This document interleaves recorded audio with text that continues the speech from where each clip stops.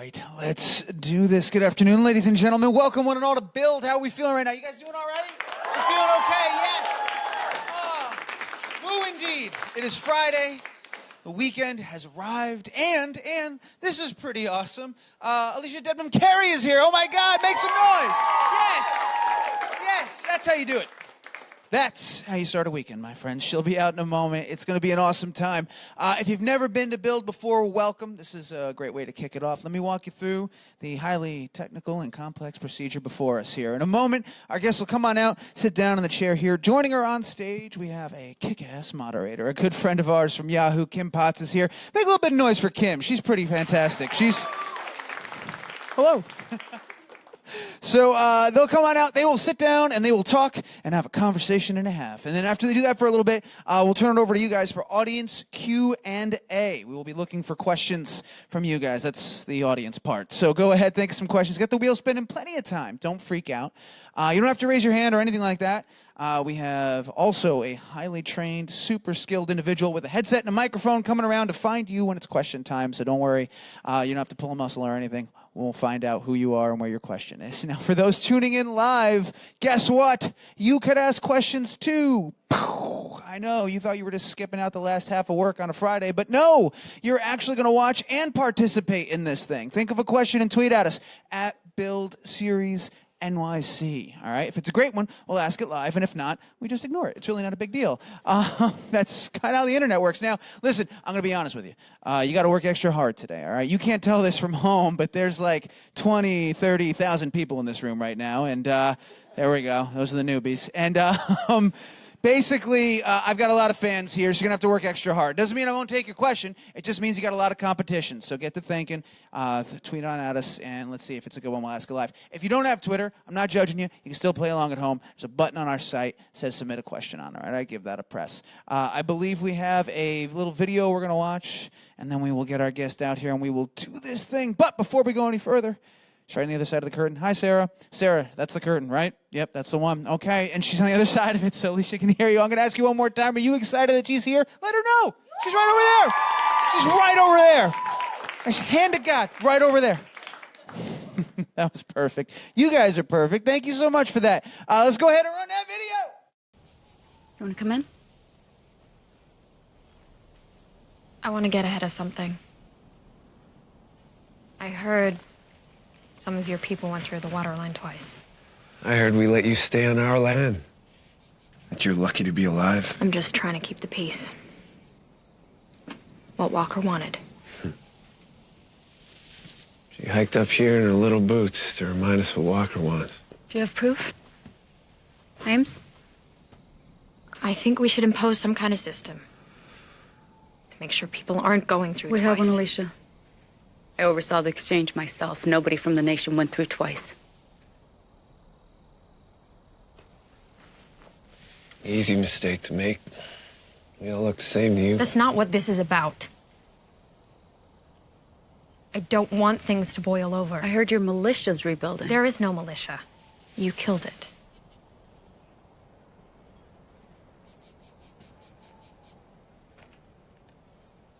If you really want peace, control your own people first. Ooh, all right, guys, it is that time. Put your hands together. Wait no longer. Make some noise and welcome your host and moderator, Kim Potts, and today's guest from Fear the Walking Dead, Alycia Debnam-Carey.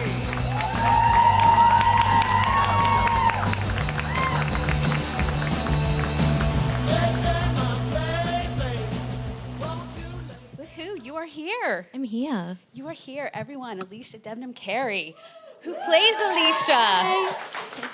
The fabulous Alicia on Fear the Walking Dead, and who is having a great season. I think the show, it's having its best season, and Alicia is having her best season. Oh, and the best is yet to come, too.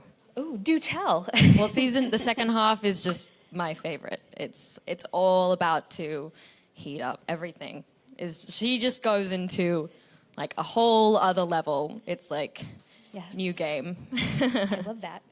Well, let's go back to the beginning a little bit. When we first met Alicia, she was about to go off to UC Berkeley, this very good college, very prestigious college, and then, of course, not because of the apocalypse, and now A few things got in the way. few things happened, little changes in the world. How do you think she has evolved from that Alicia to the Alicia that we see in season 3? I think that's one of the fun things about this show for me has been the full evolution of a character going from one age to another age, being a teenager and being, you know, having some very normal ambitions, being wanting to go to UC Berkeley and just having a boyfriend and it all being quite normal. And then now we see her actually as her own individual, and she's not a sister anymore. She's not just a daughter. She's her own person. And we just keep seeing that more and more. And it was hard at first because I think playing a teenager can be quite difficult. You know, you have a stereotype that is already in place of what a teenage daughter sometimes is, which is, you know, dismissive, a little petulant, like difficult at times, surly kind of thing. And so to be able to break out of that and have this character go through so much and so many traumatic experiences, you get to define them in very specific ways. And so that was really, really fun. And now we're at a place where she is her own person and having to take a lot more responsibility for her actions and make decisions. And it's great. Yeah. She has been, to say the least, she's been rattled a few times. In the first season, the death of her boyfriend, Matt, who was, I mean, there's a lot of chaos in her family with Nick being a drug addict and her father, who Nick at least believes committed suicide. So there was probably a lot of depression there. Her mother is a very strong woman, but still, that probably was a pretty chaotic household. Yeah. And then the death of her boyfriend, who was kind of her touchstone. He was from a very kind of grounded family. In season 2, she had to kill someone to save someone else that she loved. In season 3, she loses that person then. Do you think that she is emerging to be as strong as her mother? Yes. And I think in very different ways, there's elements of Madison that are quite... There's a rogue quality to her. There's an unpredictableness to Madison with what she might do, who she might manipulate, what she's willing to do, as we saw in the first half of this season. She did some pretty crazy things. And I think Alicia is going through all this too, but she's somehow managed to keep a sense of herself or a groundedness of searching for what matters and what she can hold on to. And we've seen that kind of existential struggle in the first half, and then this second half is really a testing point of how far will it take for her to snap, and then if that happens, like where you can, those morals and those ethics, where they come into play, so you don't necessarily become just a monster. And it's interesting, you know, the second half with Madison, she starts talking about her father and, you know, like what happened to her dad. And so those relationships, like I think you can either become your mother or you can become very different from your mother. And I think that's a balance that Alicia is aware of. Do you mean that she's talking to her mother about Madison's father or about Alicia's father? Madison's father. Okay. She talks, you know... The big reveal the big reveal. But then that's the thing, you know, Alicia has then her own father story that's very tragic in its own way. Oh. And I think that's, you know, with her telling it was a suicide. And, right. And I think, yeah, you've got to... I think she wants to choose a different path for herself. Okay. What do you think Alicia thought when she first heard that story from Madison about what Madison had done to her father as a child? Oh, wait, Which one? I Sorry, know, I was like, we're getting, my I know, head. many fathers here. It's like filming it was really hard. And then I just forgot which one we were talking about. When Madison revealed in the first half of the season, she told Nick and Alicia that she had killed her father as a child. Alicia, I feel like she remained pretty strong and pretty tough in the face of finding that out. But I feel like she wasn't completely shocked either. Yeah, I think throughout the entire, this story, but we've hinted at Madison knowing more than she lets on, or having been through a lot more than she lets on. Mm-hmm. And there's something always a little mysterious about her relationship with her father that we've kind of hinted at. So I do think for Alicia, it didn't necessarily come as a yeah, I think there's something deeper, on a deeper level, that maybe it wasn't so shocking. Like, she kind of had the potential, and that's where it's all come from. That's why she is the person she is. So it all kind of, that's one puzzle piece that makes everything fall into place. Even for her daughter, she kind of understands now. Now it's like, oh, I get it. And then she goes and does it again. We, of course, do not want to spoil anything about the second half of the season, but the relationship, speaking of the relationship between Madison and Alicia, a lot of baggage has come out, a lot of it has come into play, and in this second half of the season, right away, we see that there is a lot of jockeying for position of leadership of the ranch since Jeremiah died in the mid-season finale. Tragic way that he did. Yes, and surprising way to Alicia. But Alicia, there again, Madison is kind of in that race to become the new leader. Nick has a bit of a hand in it. Walker, the Otto brothers, of course.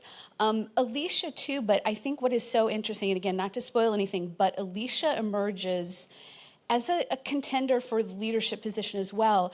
And she's not following anybody else's path. She's evaluating everything herself. It's incredible to see. I mean, that really is, I think she has as much potential as anyone else to become a leader for sure, and maybe even the leader at the ranch. What can you say about that? I've always seen her as one of the more capable characters to be a leader in any form. I think she's so well, and we start to explore this a little bit more, obviously, in the second half. We see her elements of her really actively figuring out how to stay alive, and you see the way she applies her brain to survival and her smarts. We see her actively applying all these, these choices she's making, and the qualities she represents. I mean, she can speak Spanish. She's got a medical kind of history. Like, this is a character that's very, she's smart, and she's also grounded, and she somehow still manages to have, an essence of right and wrong about her, which starts getting, muddled up and messed up in the apocalypse, and especially with Madison and Nick. And so I've always seen her as a very capable character to be a leader. And I think the first time it's really hinted at by any other character is Jake in the first half, where he says, well, anyone could be a leader of this place. And that might be the first moment of her considering, wait, I had never thought about it in that way before. And I think she starts to test that. I recently saw a fan comment about Alicia, and someone said that they thought she was emerging as Fear the Walking Dead's version of Carol from Walking Dead, which is, I know, it's such a great comparison, right? I mean, do you guys think?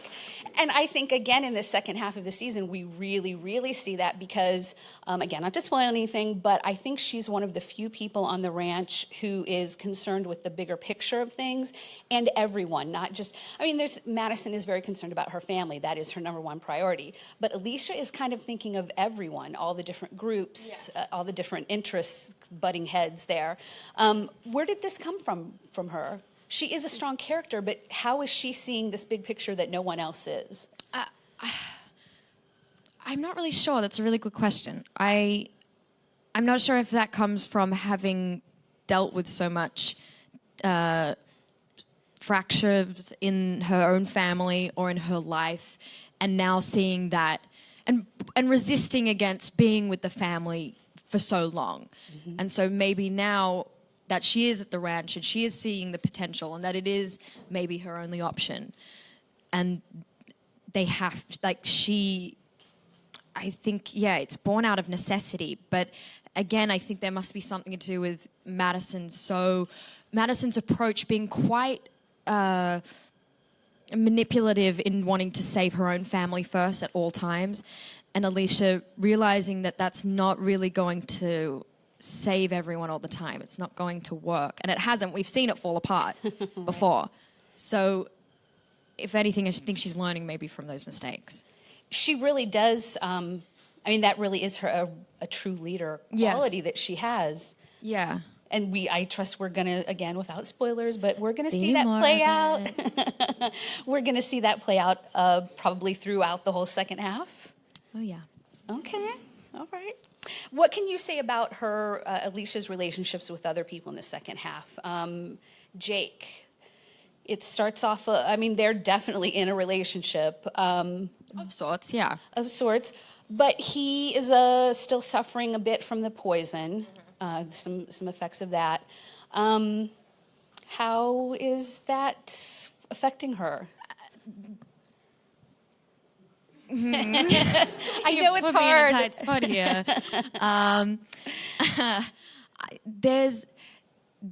There's a divide that starts to happen with a lot of the characters. We get to push them apart, and then they start to realize their responsibilities and what they can offer. And it's nice. We finally see Alicia as her own person, and she gets to test that out. I think her relationship with Jake is tested. There is that element of, Madison wanting to take over the ranch, and then Jake kind of maybe questioning that and seeing some then doubt with Alicia's position in all of this, what their relationship actually is and what that means to her. There's a lot, and I don't know how to say any of it without spoiling it all. Which we don't want. No, I mean, it was kind of it's just like all your questions will be answered. not really. If you watch on Sunday. What about her relationship with Nick? I think it's one of the most interesting. We've seen it explored in little ways throughout the series, but I feel like there could be a big confrontation coming between them at some point. How she loves him, clearly she respects him. She cares about him and wants him to be well, but she has also said on a couple of different occasions, how do now you have to deal with the benefits and not benefits of being mom's favorite. Yeah. How does she really feel about Nick at this point? How does she see him? They do have a confrontation coming. And I've always loved this dynamic. I've always loved that relationship just because it's very unique. I think sibling relationships are very interesting. There's a lot of unspoken love that happens between two people that grow up and experience everything together and then just don't really talk about it. Like, it's just like, yeah, I guess we all experience it. They just, you share that. And so there's this unspoken bond. And now they're forced together and they're very, very different people. Mm-hmm. They both start kind of having their own attempt at leadership, is what I can say. Okay. She would have. It would be seem obvious that she would have from AMC. They'd be like, "What are you doing?" You're doing very good though at giving us juicy little nuggets, but not giving anything away. It's good. But I mean, you could see where there would be some resentment on her part because he has been the center of attention. Well, that also starts to come. Like with Madison. Okay. Like the good thing is now the three of them are back together. We do see that it is really a Clark story. Mm-hmm. For a while there it wasn't. It was sort of like, he was off doing something else, like playing soccer with other people. And we were just, just trying to survive. And, So the two of, now that they're all, it's the three of them too. Travis is no longer. So that really, for Madison, it gives her such a objective to keep the three of them safe. And then I think Nick starts to take upon a responsibility of his own that's kind of a bit interesting.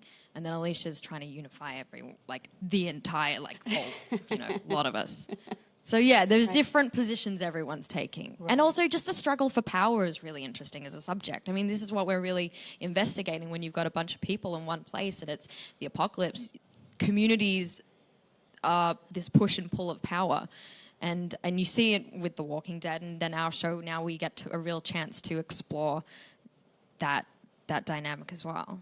And it continues to be, I think it's been true on Fear the Walking Dead even more than the original series, that other humans are far scarier, are the far bigger threat. You guys really haven't dealt with as much with the walkers because the other humans have been so scary and challenging. And yes, and how ambiguous humans can be and how confusing and manipulative and not clear on what their plans are. Do you know what it is? I don't know where I was going with that, but that's that. It's true. Life. Alicia also has, again, for reasons that we can't spoil, but because of things that happened in season 3B, she has some interactions with people that she hasn't before, and some interactions with people that maybe her mother and brother haven't interacted with as much. Is that part of her kind of, again, emerging as this leader and evolving into a leadership position, that she's seeking out these relationships with people that aren't necessarily who her mother would, focus on? Did you have some people in mind that you were thinking like of? Walker, I guess Right. Walker a little less because of things that happened, but with the nation, the people that are there on the ranch. Yeah, sure. Yeah, I think because maybe she's had more of a openness to, I don't know. It's like,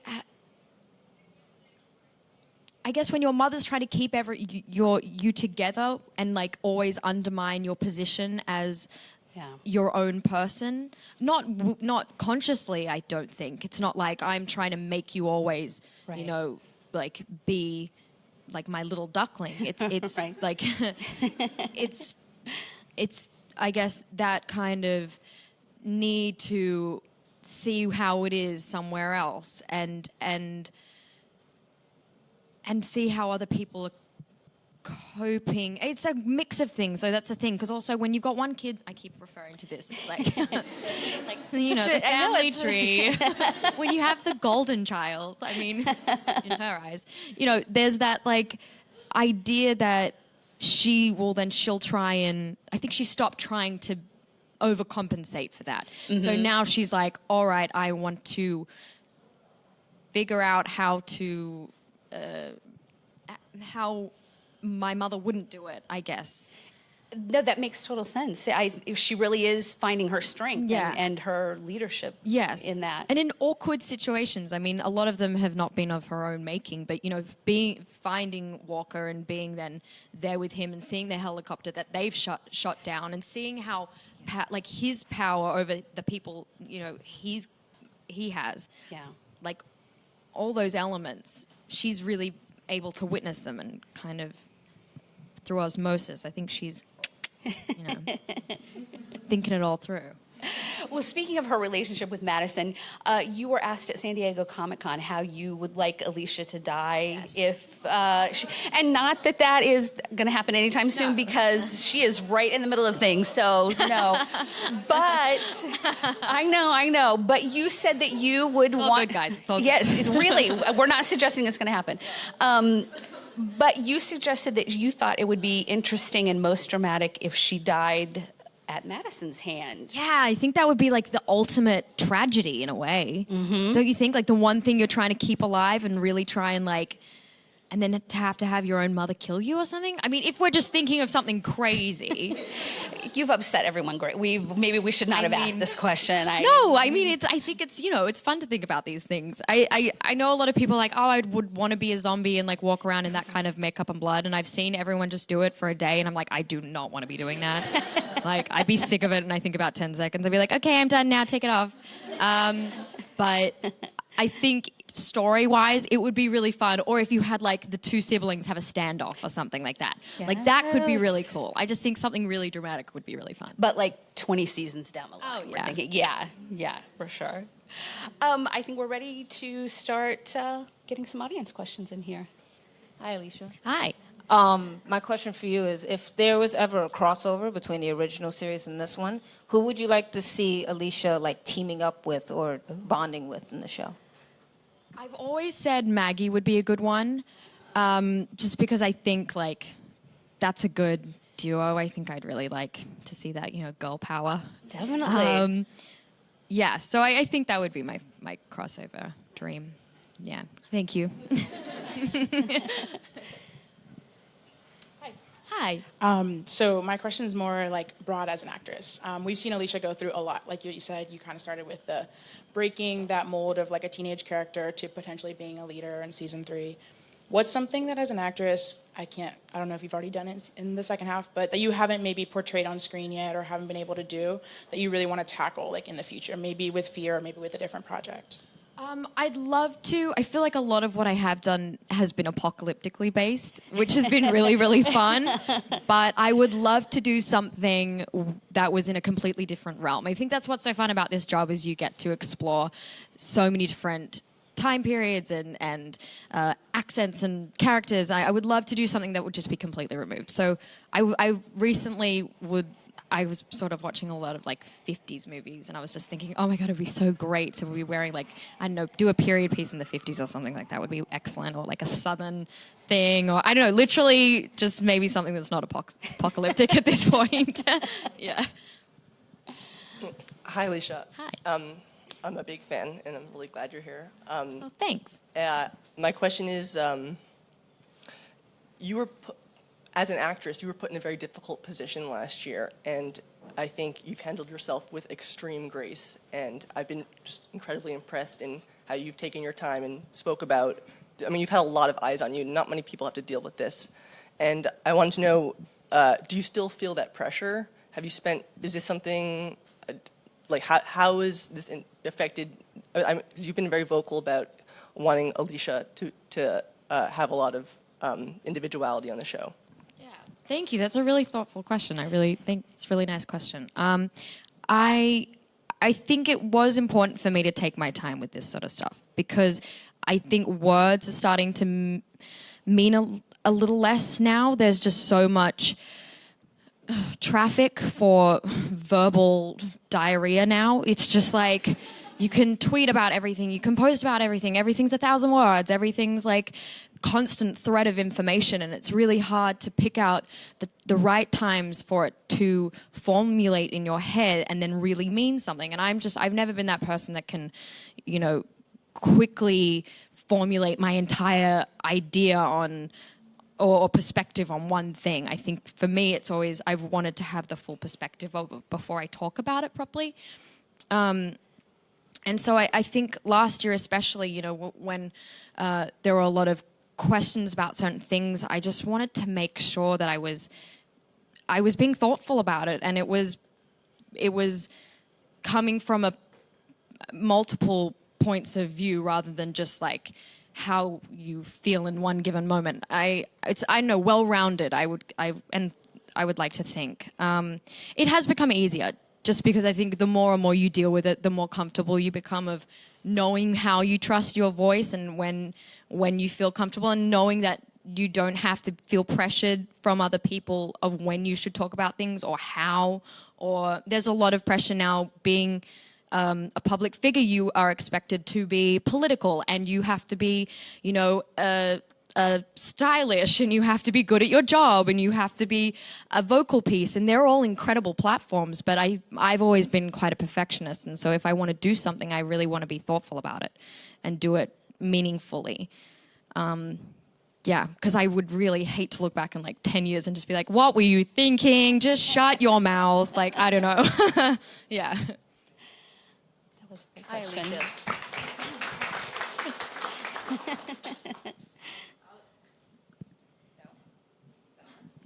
My question for you is there any chance that you will attend the Las Vegas Lexicon in April?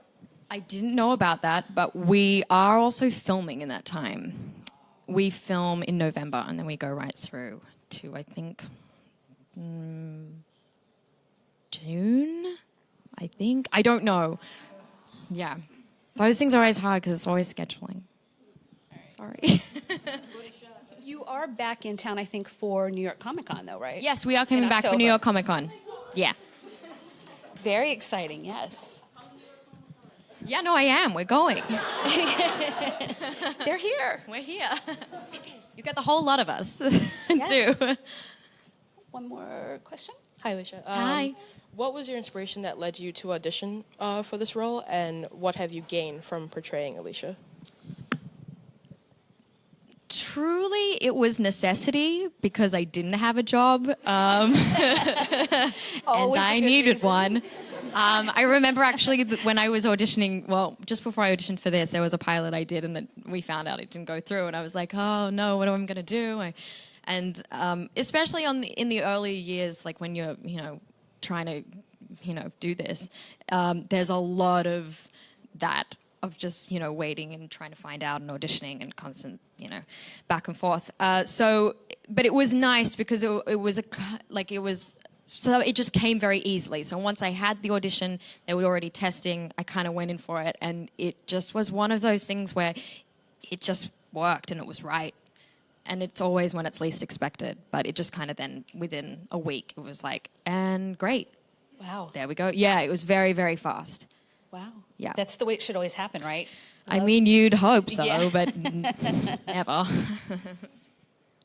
We have another question? Hey, Alicia. Hi. How do you feel the experience of being a part of the Fear the Walking Dead and, has changed you as an actress? And on a personal level, since you have the same name in real life as in the show, does it affect you mentally to have people call you Alicia all day and like you're not getting off, stage in some way? That is a good question. That is a good question. Not as much as I would have thought, to be honest. In my head, it is divided, which sounds crazy. I realize as I said that out loud. But it is spelt differently.